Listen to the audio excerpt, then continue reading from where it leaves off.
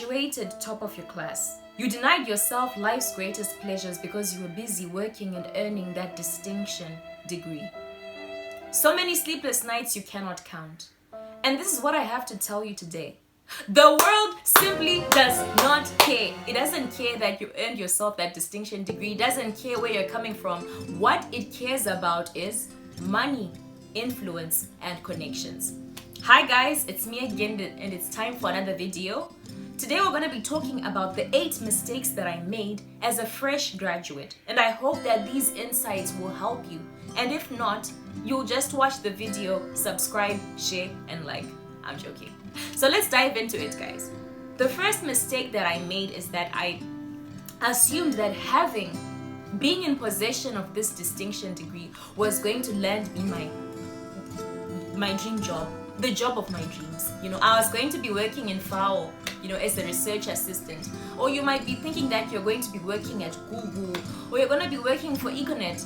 But the truth of the matter is, that's not how our story starts actually for the most of us. Most of us are going to have to work our way up. You're going to have to take up work as a voluntary worker. You're going to have to actually work below your pay grade because you don't know anybody in the industry. So what I'm trying to say is that don't make the mistake of over assuming what your degree can do for you in the first few months that you've just come out of uni. Allow yourself, be open to the possibility that you're going to start up as a voluntary worker. You might start up as a small entrepreneur. You might start up, being paid well below your pay grade, because that's what it is. You are a startup. That's the first mistake that I made. The second mistake I made is that, let's talk about these distinctions, guys, okay? The fact that you are a distinction student, or the fact that you have a degree, perhaps you're working with people who are skilled, you think that because you've come into the company, they are going to give you or entrust you with their most lucrative clients. They are going to hand over to you the most high traffic branch, which is false, guys. Whether you graduated with a 2.1, you graduated with a 3, you graduated with a distinction, it doesn't matter.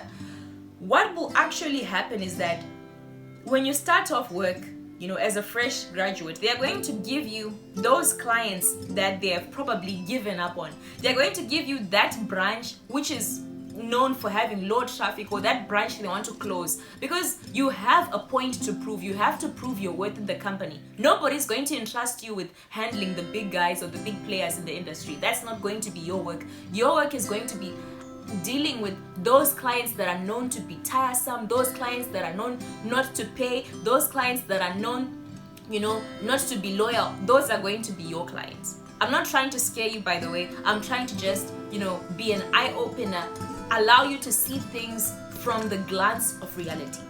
The next mistake I did make as a fresh graduate is that I came off too strong. A lot of us, we learned how to be well-spoken. We were debating, we were into public speaking. We were taught these skills that you need to defend your ideas. You need to express yourself, which is a good thing, by the way, especially people who are into vocal arts. It's a good thing. But what I'm trying to explain is that being vocal, being a person who's good at expressing themselves, can also, work not in your favor. Because sometimes, when you start a new job, you want to, present yourself. You want to make a mark because you are the latest addition in the company and you have something to prove. But whilst you're pitching these new ideas, we can do this can make this more effective, we can try this method, we can try this product, we can go around this way, you also don't want to intimidate those employees who've been there for years or decades. You also don't want to intimidate your seniors or your superiors. So what I'm trying to say is that there needs to be a balance between you pitching and contributing, and trying to present your ideas whatsoever that you're bringing to the table, and you intimidating people. So you need to package your ideas well. You need to present yourself well. You need to present it in a way that it comes off, from that sphere of humility. It's not coming off as intimidation. You're not telling people what to do whilst you've just been there 2 minutes and you're now ordering everybody around. No, you're not doing that. You are just perhaps saying, have you tried it this way? Have you done it this way? Can we also do it that way? And you also have in mind the fact that they might actually say, we are not going to do that, we're not going to take that idea, or we've tried it before and it didn't work. So that was the other mistake that I did make. Another mistake that I made is that I made my job my only source of income. We are living in a world where 14-year-olds are now working at McDonald's, they are now millionaires, they are starting cookie businesses and all these things. And it should be an eye-opener to us that what we need is to increase, our streams of income. You are not going to make your job your only source of income because it's going to frustrate you.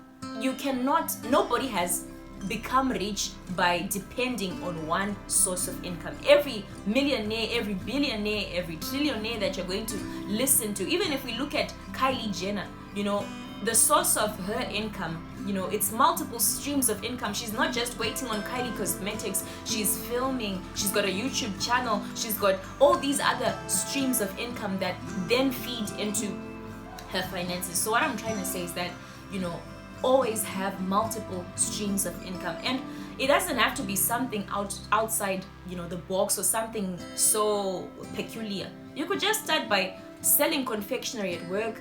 You could perhaps teach a skill, teach guitar, teach English to high school students. Anything that will add up more money into your bank account, anything that will act as another stream of income is welcome. So that's the next mistake that I did make. The other mistake I made is that rather than investing my money, I saved it. Let's talk about finances, guys. Okay, so I'm not a financial expert, but what I'm trying to do is I'm trying for you guys to understand, some of the mistakes that I did make. So I was earning a salary and I was putting all that money into a bank account. And I live in a country, I come from Zimbabwe, and there are, instances, not only instances, but there are situations where there's been a lot of hyperinflation, and a lot of people who've been saving their money in banks, they lose that money, or that money loses its actual value. You invested, maybe that money was worth $32 and by the time that you withdraw that cash, it's now worth $20. So rather than saving, it's actually better to invest. Like, find other investment groups, investment banks that you can actually put your money there. It comes out quadruple, it comes out triple, it comes out double, such that that initial amount, it's generating income. Because when you just save your money, it's going to depreciate, it's going to be hit by inflation, it's going to lose value. So that was another mistake that I did make. The next mistake I made is that I allowed work to pile up. Okay, there's something called monthly or end of month reports, and like at the beginning of the month you probably think, okay, I have another 3 weeks, I can close my accounts, I can mark out the areas, then I can do the stock count then. And those are mistakes. Like, make sure that each and every week you are up to date with your books, you are up to date with your accounts, you are up to date with your stocks, you are just keeping up to date. Because success is little amounts of effort piling up and becoming this huge big breakout. So rather than allowing work to pile up and having a backlog, like, also make sure that you are keeping track monthly, you are keeping track weekly, daily of the transactions that are happening, the money that's coming out, the money that's going in, the amount of stocks that you've received, those that have been taken out, those that are now damages. All those things, they are very, very important. The last mistake I did make was that the second last mistake I did make was that I took the fun out of the work. If you take out the fun out of work, work becomes a chore, and you need to increase the number of ways that make the work enjoyable, interesting, and fun for you. So if it means changing your workspace area, redesigning it, shifting some things around, listening to good music before you come to work, if it means listening to motivational speakers before you come to work, anything that will bring positive energy, just before you meet people, before you meet your colleagues, before you meet your clients, it's very, very important, and you need to invest in something like that. The last mistake I did make is that rather than appreciating my skills, I let them depreciate. Medicine is one of those fields where I've seen that a lot of professionals, they are relevant, they keep to date, they are constantly upgrading their CVs. And I believe that we should take notes, compare notes with them, because it's something that every sector, every industry needs. I cannot say because I've graduated, I no longer can, do an online course. I have reached the peak of knowledge. No, you need to continue reading around what's happening currently, continue doing online courses, perhaps in finance, sales, anything that will make or add value to your CV. Continue going for workshops, those 1 or 2 day trainings where you get certificates at the end, and put that certificate or those accolades in your CV, and it'll also add value to your CV. So I believe that we never reach a stage where we are no longer learning. We as humans, we are constantly evolving, and we always need to constantly upgrade our skills. So anything that will appreciate your skills, invest in it. Thank you so much, guys, for watching. Please let me know if this was a helpful video for you, if there are other mistakes that you made as a graduate that you feel should be shared. Also share with me in the comment section. And yeah, show me the love, like, subscribe, share my content, like, and also just tell me ways that you think I could also improve my content. God bless you.